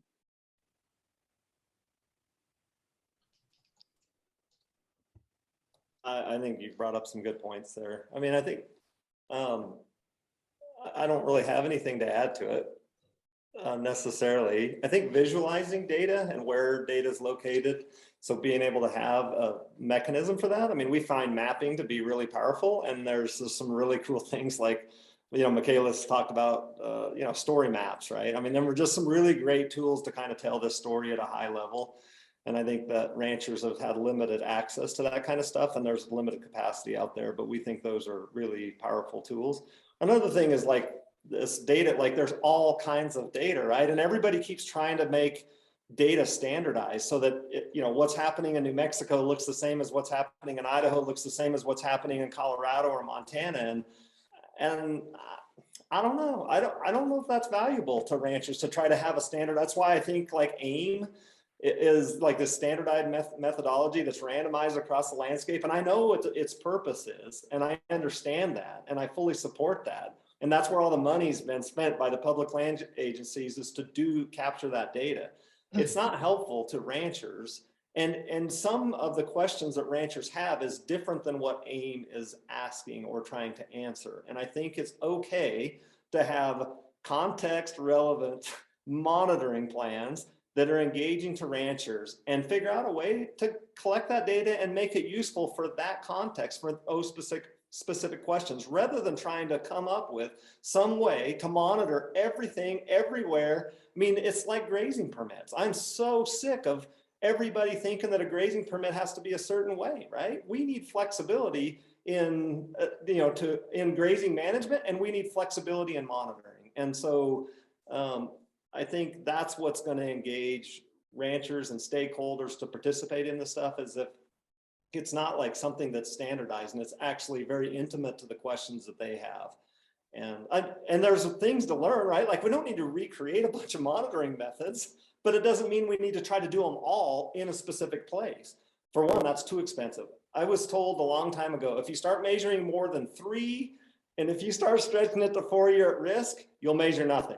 3 or 4 things is all you need to measure to the most relevant questions you have, and simplify it down to that. If you start measuring more than that, for one, it's going to get really expensive. It's going to get exhaustive. You're not going to do it. It's going to get confusing. There's going to be a bunch of noise, and you're not going to use it. So it's okay for land managers to just measure 3 or 4 of the most important things that they need and keep it to that. Because I personally think if you're doing it, it's better than, if you're doing it simple, it's better than doing it really extensive and elaborate and then not keeping up with it and sustaining it. So, I mean, it's consistency over time is what I think is the most valuable part of monitoring.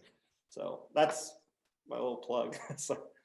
Well, and James, I just wanted to add on to that too. I think, a huge value in these collaboratives is you have different expertise, right? You have your ranchers who are looking at, things very specific to their ranching. You have probably conservationists or environmental scientists that are looking at maybe, species composition change from their perspective. So not everyone has to monitor those 30 things. If everyone has, their couple of things, and then you're able to do that data sharing, there's like so much information you can learn from sharing across these different things. And so the rancher is maybe only collecting those 3 things, and that researcher is collecting their 5 things. And you have this opportunity to look across and see how, what changed and what was impacted. So I think, huge value in thinking about that, also with the flexibility and adaptability as well. And a huge benefit of those collaborative groups from my perspective. It seems like there's kind of 2 points, I guess, that are coming up is the data sharing piece, because it seems like in some instances there's data that's available or sitting somewhere that could be shared, and we need to find how to do that to make it available for analysis or interpretation. And then there's also, there's some instances where folks have data or are interested in collaboratively collecting data, but the formal mechanism is not yet there in place. And so I'm interested, with the outcomes-based grazing pilot and the potential there, but also not just to create that formal mechanism to share data, but also have a collective decision on what metrics are collected on. And then we're going to be hearing next week from Kent Ellett with Forest Service about joint cooperative monitoring. And that's another formal mechanism to do that data sharing. But we know that there's other examples of folks who are out there doing cooperative monitoring through informal pathways with BLM and Forest Service. And I said, we're going to hear from Bill Milton next week as well, and his experience with some of that. But those are, the kind of creating that mechanism for data sharing, and also deciding collectively what we monitor for and how it's useful. And I'm super interested also in exploring this idea more of the connection between the short-term metrics and the long-term metrics, and how we can use that to better tell the story of what's happening out on these landscapes. If anybody wants to talk about that more.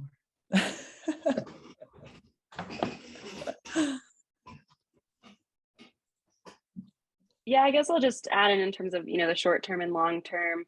I think all the groups that I talked to talked about the need for both.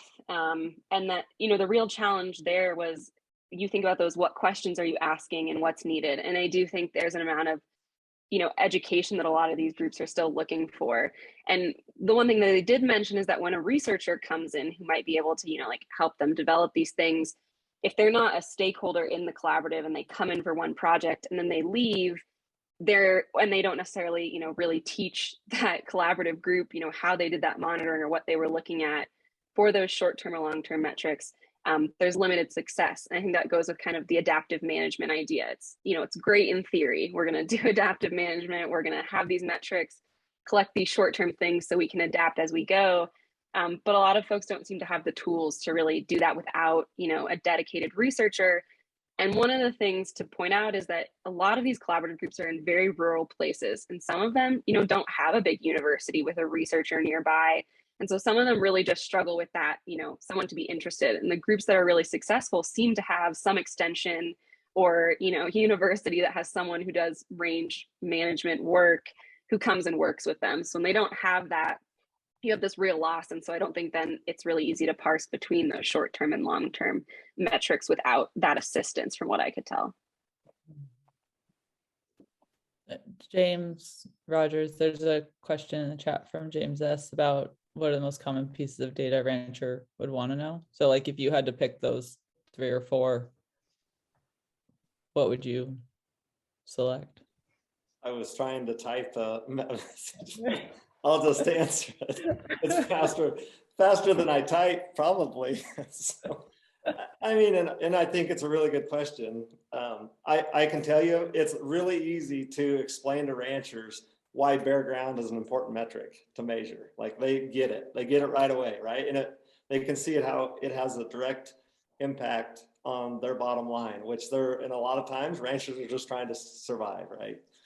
And then I think, of the cover that's out there on the ground, I think it's usually like species composition. As we got native species, do we have invasive species, do we have shrub cover, do we have tree cover? Like what is that cover? Generally always comes up, because kind of quantifying that is also a way for them to understand kind of production capacity of their landscape. You get past that and then it's like, it could be anything, right? Of what ranchers are kind of interested in knowing and understanding and how their management might be affecting it. I mean, we've seen soil organic matter to water infiltration to, species recruitment. There's a lot of other things that you can get into with ranchers of their interests. And that's from my experience. I don't want to say that that's everybody's, that's just my experience, but bare ground and cover composition, a general cover, not by species specifically, meaning grass species. Like ranchers don't really care. They want to know, is that a perennial grass or is that an annual grass? They don't care whether it's blue bunch or crested weed, or like some of those things just aren't that really relevant to them. As I know, we can kind of get down into the details when we get into public land monitoring on, is that a key species, or is that the different, cereal stages of plant species, like all of that stuff for ranchers, they just glaze over. So anyway. Yeah, I'm in an annual system, I'm in Northern California. And so the annual system, hopefully transitioning to more perennials. So, but that's what I am looking at, on the ground I manage. And when I'm looking at, plant cover, and also just level of impact within each grazing event. And that's across the different species in the pasture. And so am I getting, even impact, even grazing? Those are kind of the 2 main things on a short-term basis I'm looking at. And then long-term, I am looking at that general plant community. Am I increasing the perennial component? Am I increasing the forb component? Because we mostly have invasive annuals, or so kind of 3 main things, I guess. I'll follow up with what you just said, because, and I don't know, I probably butchered it in the presentation part of it, but it's why I think we talk about monitoring, we always think it's just monitoring the land, but I actually think it's monitoring our management actions, right? Like, and you kind of spoke to that a little bit, like what kind of an impact did you have on those? Did you get, did you get the kind of, soil to plant contact that you were looking for? Like going back and monitoring and making an assessment of that. Like that really is monitoring that's engaging and it's interactive and it's something that ranchers are doing. And we don't give ranchers enough credit for that, and we don't give them as much opportunities. And this is why I think the Grazing Response Index is such a powerful tool to engage, because it's not a qualitative assessment. And some people will argue it can be subjective, not objective, but I'll argue it's just as much of an objective, if you understand it well. But it's a quantitative tool to monitor your management actions when it comes to grazing. And you can use it to plan with, but you can also use it to monitor and say, okay, after the fact, how did that management action, how did it affect that planning score? And now what is the final score after the management action was done? And then how can I use that score to plan future grazing management actions out there? So I totally agree with you. Like we need to monitor our management actions, not just the result, which is the land after that's done. So yeah, and that kind of brings back your point about the management learning locales and the safe to fail trials that Wayne talks about. And so where are those opportunities on the ranch or on the landscape? And I also think like bringing stakeholders into those opportunities, right? So it's not just, the rancher experimenting with animal densities, recovery times, things like that, but also bringing other folks into those places on the operation or those trials that we can do.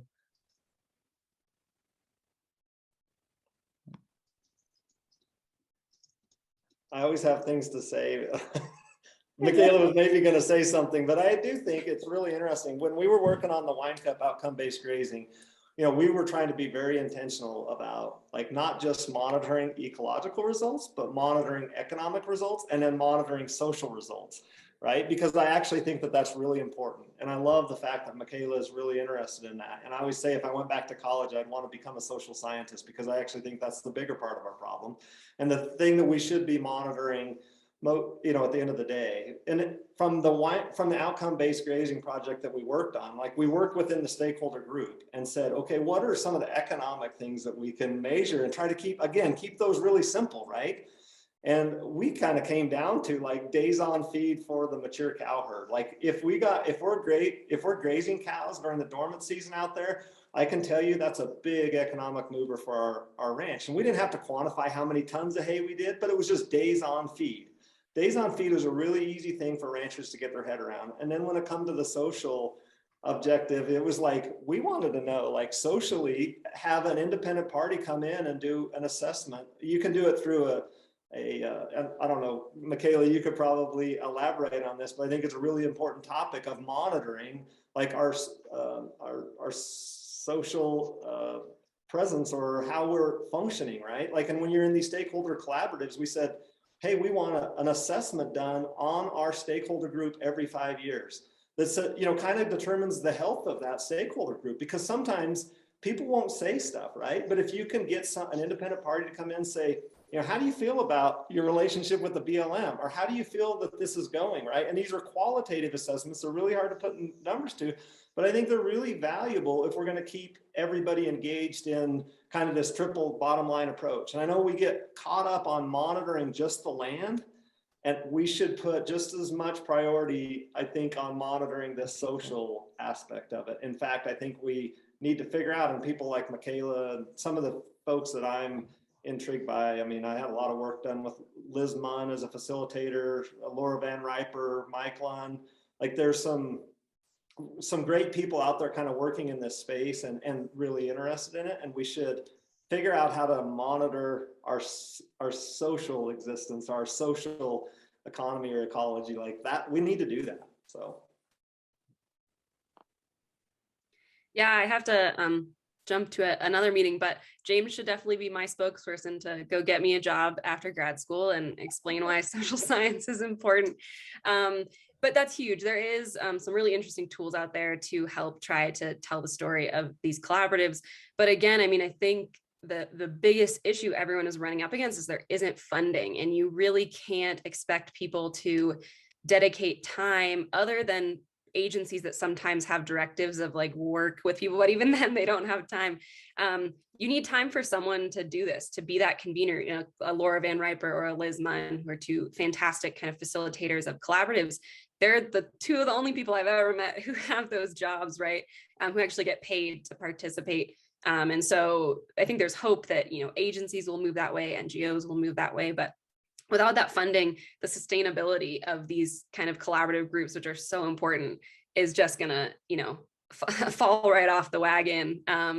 They're mostly run by ranchers, and they're putting a lot of effort and time that I saw into this, but you know, it's having 2 full-time jobs, that's really hard. So I hope to see more of that and more interest in the social science. As one rancher told me, you know, it's the people in the land, you have to manage both together, and you can't do one without the other. And so great to hear you say that, James. And I do have to jump, but thank you all so much. And hopefully this was helpful and interesting. See y'all later.